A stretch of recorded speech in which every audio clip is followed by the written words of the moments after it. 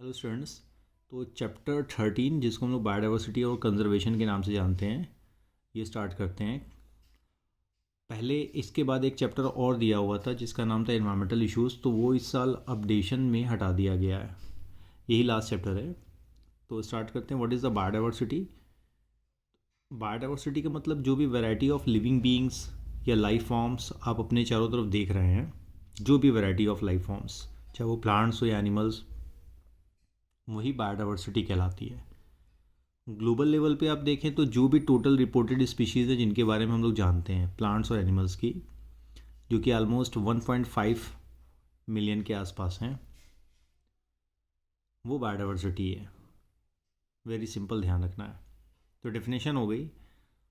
और इस टर्म को सबसे ज़्यादा पॉपुलरली यूज़ किया था सोशियो बायोलॉजिस्ट एडवर्ड विल्सन ने, और इन्हीं की वजह से ये पॉपुलराइज्ड हुआ, फ्रिक्वेंटली यूज़ हुआ। तो एडवर्ड विल्सन टू, अब इन्होंने क्या बताया, मतलब बायोडाइवर्सिटी को ये किस लेवल पे बात कर रहे हैं? To describe the combined diversity at all the levels of biological organisation. इन्होंने केवल इतने ही नहीं बोला कि स्पीशीज़ के लेवल पे ही बायोडाइवर्सिटी होगी, बायोलॉजिकल ऑर्गेनाइजेशन।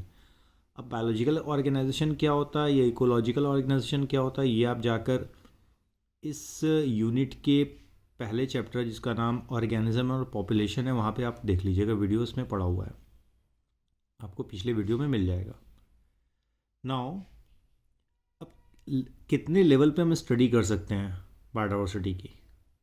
तो 3 जनरल लेवल है। एक तो जेनेटिक डाइवर्सिटी है, दूसरा स्पीशीज़ डाइवर्सिटी, और तीसरा यहाँ पर इकोलॉजिकल डाइवर्सिटी है। ठीक है, आप चाहिए नोट्स बनाते रहिएगा। मैं आपको अब इसमें एक व्हाट्सएप ग्रुप बनाया है मैंने, व्हाट्सएप चैनल कहा जाता है उसे शायद, हाँ चैनल ही है। तो आप चैनल के लिंक को ज्वाइन कर लीजिएगा, और दे देता हूँ मैं डिस्क्रिप्शन में। और जब भी कोई लाइव वीडियो या इम्पोर्टेंट वीडियो मैं अपलोड करूँगा तो उस पर मैं सेंड कर दिया करूँगा, तो आपको भी नोटिफिकेशन इंस्टेंट मिल जाएगी। कभी कभी आपके पास टाइम नहीं है तो वहाँ पे रहेगा, आप जब के समय आपके पास है आप देख लीजिएगा अगर ज़रूरत होती है आपको। ओके, तो आप ज्वाइन करना चाहते हैं तो उसको ज्वाइन कर लीजिएगा। तो जेनेटिक डाइवर्सिटी क्या होती है? Diversity in the individual of same species at genetic level. एक ही स्पीशीज़ के जो डिफरेंट इंडिविजुअल्स हैं उनमें क्या जेनेटिक डिफरेंसेस होते हैं, है ना? स्पीशीज़ सेम है लेकिन हो क्या रहा है, वैरायटी अलग अलग हो जा रही है। इसी को हम लोग बोलते हैं जेनेटिक डाइवर्सिटी, यानी जेनेटिक लेवल पे जो डिफरेंसेस आपको मिल रहे हैं। जैसे अगर आप ध्यान से देखें तो लिखा हुआ है कि इंडिया में 50,000 जेनेटिकली डिफरेंट स्ट्रेन्स पाए जाते हैं चावल के, और राइजा सटाइवा जिसको हम लोग कहते हैं। चावल का 50,000 से ज़्यादा वैरायटी है। स्पीशीज़ एक ही है, स्पीशीज़ का नाम यहाँ पे सटाइवा है, और राइजा सटाइवा। इसी तरह से 1000 ऑफ मैंगो स्पीशीज़ हैं। मैंगो का नाम बायोलॉजिकल क्या है? Mangifera indica. तो स्पीशीज़ एक ही है लेकिन इसकी वैरायटी, हज़ारों वैरायटी आपको यहाँ बताई जा रही है। जैसे लंगड़ा आम अलग वैरायटी है, दशहरी आम, चौसा आम, खट्टा वाला आम जो अचार बनाने में इस्तेमाल होता है, अल्फांसो आम, सभी आम हैं लेकिन सबकी वैरायटी क्या है? अलग अलग है। तो स्पीशीज़ और वैरायटी में अंतर होता है, ध्यान रखिएगा। स्पीशीज़ का जो डाइवर्सिफिकेशन है, डिफ्रेंशिएशन, वो वैरायटी बनाती है। एक एग्जांपल यहाँ बड़ा इंपॉर्टेंट है कि एक प्लांट है जिसका नाम है रोवोल्फिया वोमिटोरिया। ये एक मेडिसिनल प्लांट है जो कि हिमालय के डिफरेंट एरिया में ग्रोथ करता है, डिफरेंट रेंज पे। ये स्पीशीज़ सेम है लेकिन यहाँ पे एक बड़ी इंपॉर्टेंट चीज़ बताई जा रही है कि ये डिफरेंट पोटेंसी और कंसंट्रेशन का एक एक्टिव केमिकल बनाता है जिसका नाम रिसरपाइन है। मतलब आप हिमालय में अलग अलग रेंज से अगर इस प्लांट को निकालें और वहाँ से इस केमिकल को निकालें तो उसकी पोटेंसी यानी पोटेंशियल एक्टिविटी और जो अमाउंट बन रहा है, कॉन्सेंट्रेशन जो उसका है, वो वेरी करेगा। तो ये क्यों हो रहा है? स्पीशीज़ लेवल पे। तो रोवोल्फिया वोमेटेरिया से मिलने वाला जो केमिकल जिसका नाम रिसरपाइन है, ये नॉर्मली ब्लड प्रेशर को रेगुलेट करता है, ख़ास करके हाई ब्लड प्रेशर को। ओके, नेक्स्ट इसके बाद आता है स्पीशीज़ डाइवर्सिटी, यानी डिफरेंट आपको यहाँ पे कहाँ मिल रहा है? स्पीशीज़ लेवल पर मिल रहा है।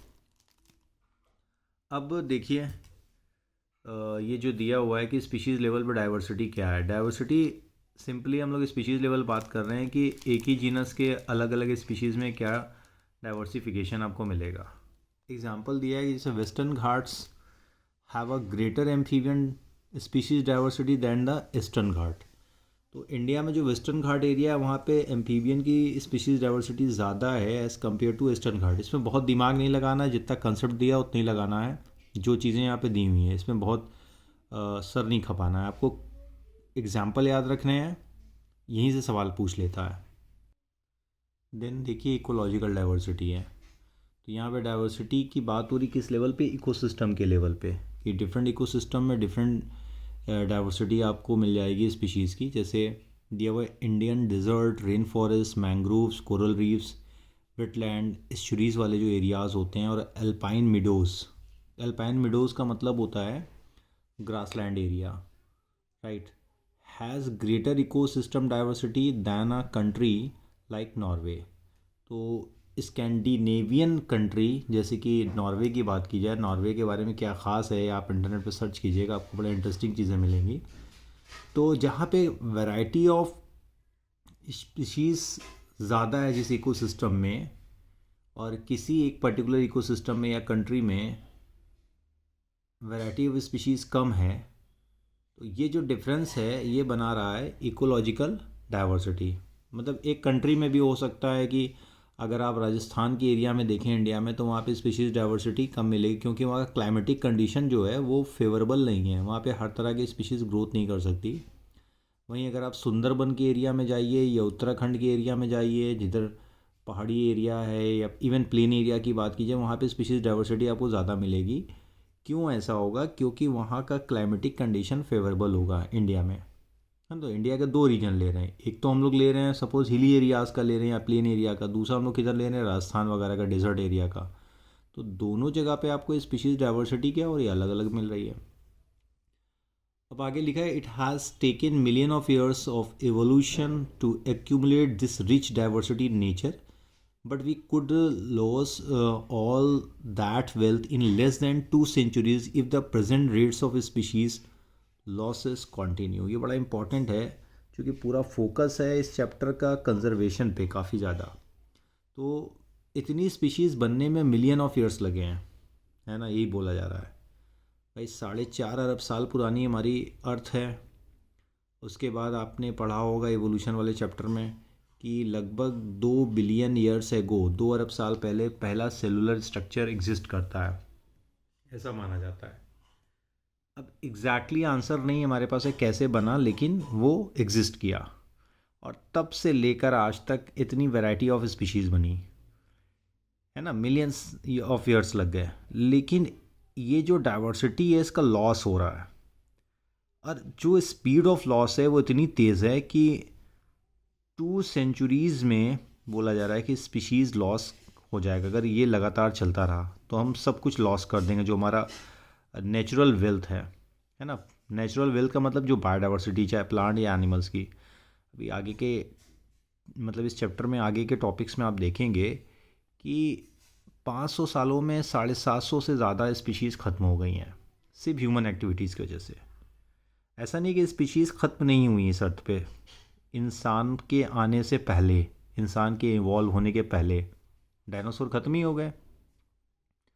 लेकिन जो प्रेजेंट सिनेरियो है या प्रेजेंट कंडीशन है स्पीशीज़ के ख़त्म होने का, उनके एक्सटिंक्ट होने का, उनके तबाह होने का, वो इंसानों के पहले के समय के मुकाबले 500 नहीं, लगभग 1000 स्पीड मैक्सिमम अगर देखा जाए 100 to 1000 स्पीड फास्टर है। 1000 गुना ज़्यादा तेज़ी से स्पीशीज़ लॉस हो रही है।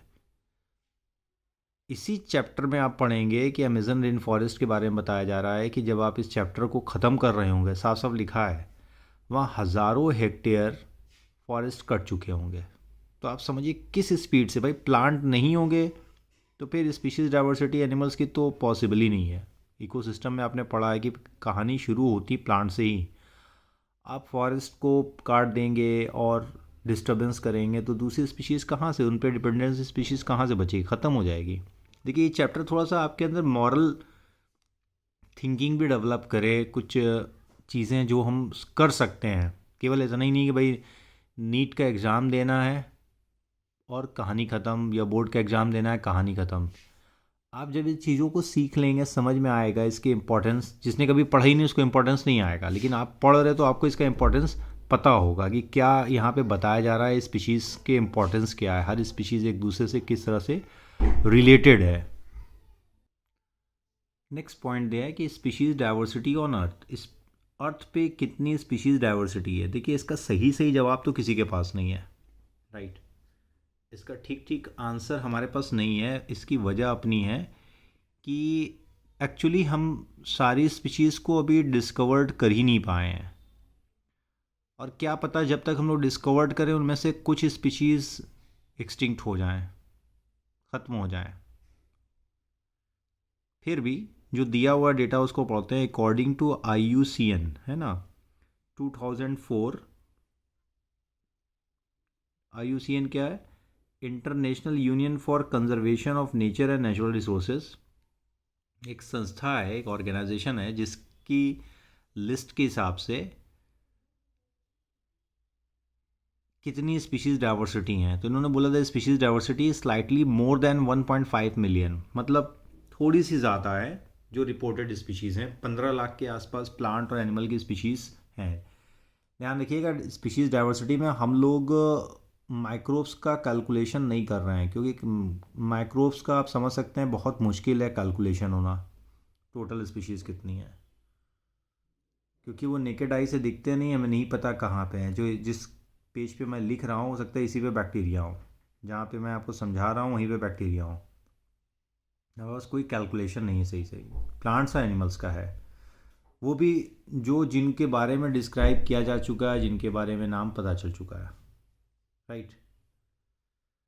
कुछ एक्सट्रीमिस्ट का कहना है, एक्सट्रीम एस्टिमेट्स का कहना है कि टोटल नंबर ऑफ स्पीशीज़ जो अर्थ पर है वो 20 to 50 मिलियन है।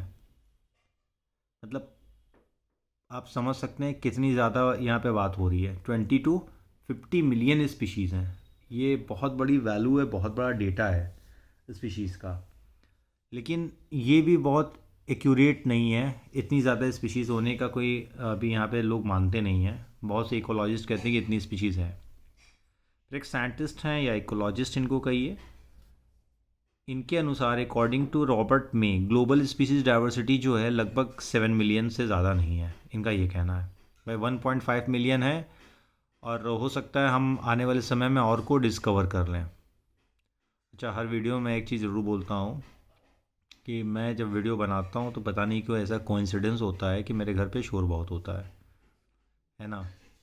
तो आपसे हमेशा कहता हूँ कि इस शोर को अवॉइड कीजिएगा। आप अपने ध्यान से सुनिए मैं क्या बोल रहा हूँ और आपको क्या दिख रहा है। तो जो करंट इन्वेंट्रीज़ हैं उसके हिसाब से कितनी स्पीशीज़ कौन सी उनको देखते हैं। इन्वेंट्रीज़ मतलब जो रिकॉर्डेड्स हैं, जो रिकॉर्ड हैं हमारे पास। तो उसमें ये बताया जा रहा है कि more than 70% of the all the species recorded are animals. Animals की हैं जितनी भी रिकॉर्ड की गई हैं। देन उसके बाद ये बोला जा रहा है कि प्लांट्स में चाहे आप एल्गी, फंजाई, ब्रायोफाइट, टेटोफाइट, जिम्नोस्पर्म और एंजियोस्पर्म, इनकी कंबाइंड अगर पॉपुलेशन जो रिकॉर्डेड है स्पीशीज़ वैरायटी जो इनकी, वो 22% है। और सबसे बड़ा जो ग्रुप है वो इंसेक्ट का है। इस इंसेक्ट की बात करें तो ये पूरे एनिमल ग्रुप का 70% बना लेता है। तो इस हिसाब से हर 10 में से 7 इंसेक्ट हैं इस अर्थ पे, राइट। अब इंसेक्ट किस फाइलम में आते हैं, इसके लिए आपको वापस जाना होगा क्लास 11th के चैप्टर एनिमल किंगडम में, वहाँ पढ़ने के लिए मिलेगा। और आपको मिलेगा एक फाइलम जिसका नाम है आर्थ्रोपोडा। आर्थ्रोपोडा में क्लास इंसेक्टा आता है, राइट। तो टोटल जो पॉपुलेशन, सॉरी नॉट पॉपुलेशन नहीं बोलेंगे बल्कि स्पीशीज़ की जो वैराइटीज़ हैं वो 1.5 मिलियन रिपोर्टेड हैं। इनमें से 70% जो एनिमल स्पीशीज़ हैं और बची 22% जो हैं वो प्लांट स्पीशीज़ हैं। एनिमल्स में भी सबसे ज़्यादा जो स्पीशीज़ पाई जाती है वो इंसेक्ट्स की। हर 10 एनिमल में से 7 क्या हैं, इंसेक्ट हैं। नेक्स्ट देखते हैं आगे क्या दिया हुआ है। Number of fungi is more than combined total of the species of fishes, amphibian, reptiles and mammals.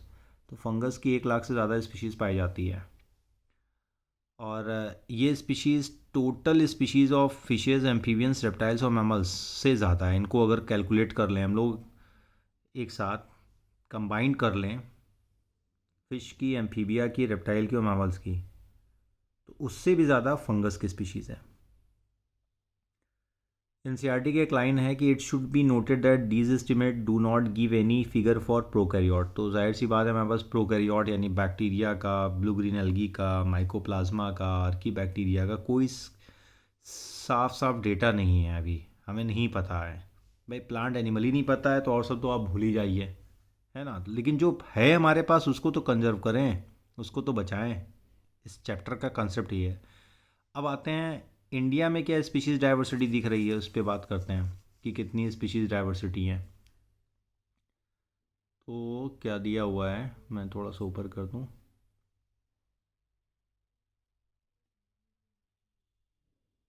हम्म तो इंडिया में जो स्पीशीज़ की डाइवर्सिटी है उसकी बात की जा रही है कि India has 2.4% of world land area. तो पूरे लैंड एरिया की बात कर रहा है कि ये केवल 2 से 4% है पूरी दुनिया की ज़मीनी एरिया। यानी दुनिया में जो भी ज़मीन पाई जा रही है, लैंड पाई जा रही है, उसका 2.4% बनाता है इंडिया।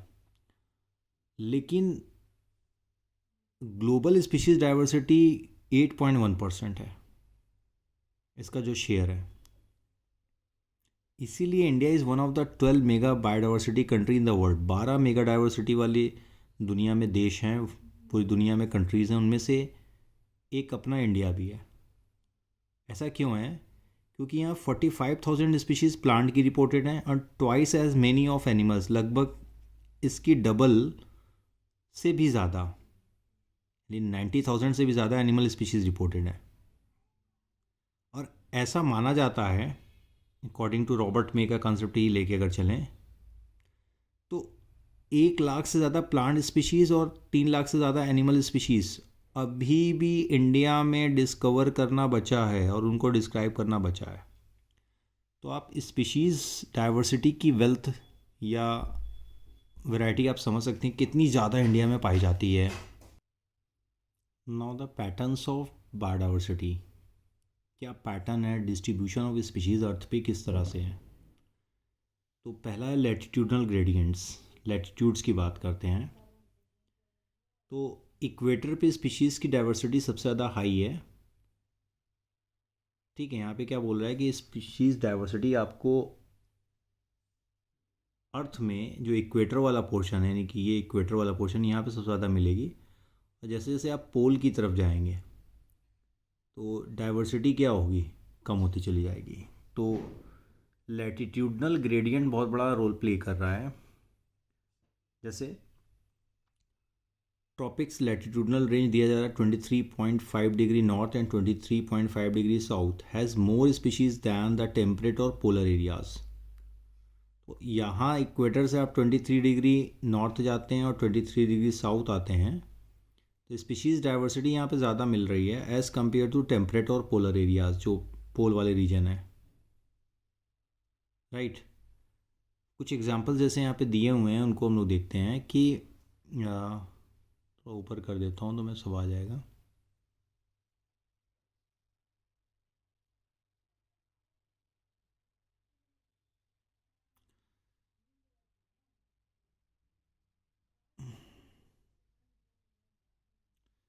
इसमें दिया है Colombia which is near the equator has nearly 1400 species of bird. ठीक है, इक्वेटर के पास है तो वहाँ बर्ड स्पीशीज़ आपको काफ़ी ज़्यादा दिख रही है। वहीं अगर आप न्यूयॉर्क में देखें जो कि 41 डिग्री नॉर्थ है, दूर है यानी इक्वेटर से, वहाँ पे स्पीशीज़ ऑफ बर्ड की कम हो जा रही है, 105 स्पीशीज़ 105 पाई जा रही है। और दूर जाते हैं अगर इक्वेटर से 71 डिग्री नॉर्थ पे, तो वहाँ पे 56 स्पीशीज़ बर्ड की मिल रही है जो कि ग्रीनलैंड का एरिया है।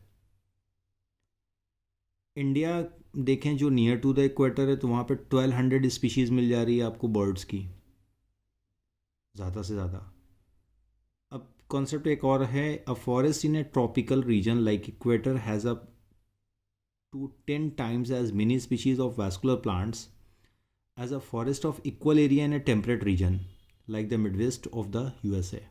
मतलब ये कहा जा रहा है कि एक बराबर का एरिया है ट्रॉपिकल का और टेम्परेट का,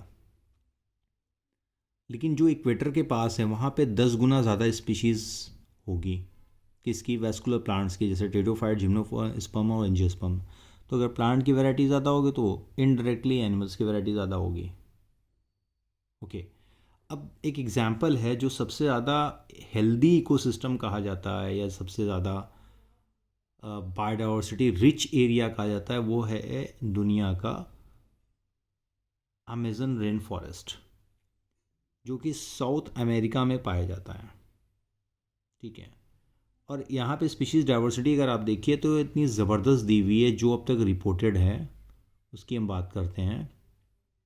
एक पर्टिकुलर एरिया में इतनी बड़ी स्पीशीज़ पाई जा रही है कि 40,000 स्पीशीज़ वहाँ प्लांट्स की है और 3,000 स्पीशीज़ फिशेस की है, 1300 बर्ड्स की है, 427 स्पीशीज़ मैमल्स की है, 378 स्पीशीज़ रेप्टाइल्स की है, 427 स्पीशीज़ एम्फीबियंस की है और लगभग 1,25,000 स्पीशीज़ जो बताई जा रही है वो इन्वर्टिब्रेट्स की है, 1,25,000। और ऐसा भी माना जा रहा है कि 2 मिलियन इंसेक्ट स्पीशीज़ वहाँ पे अभी डिस्कवर्ड करना बचा हुआ है।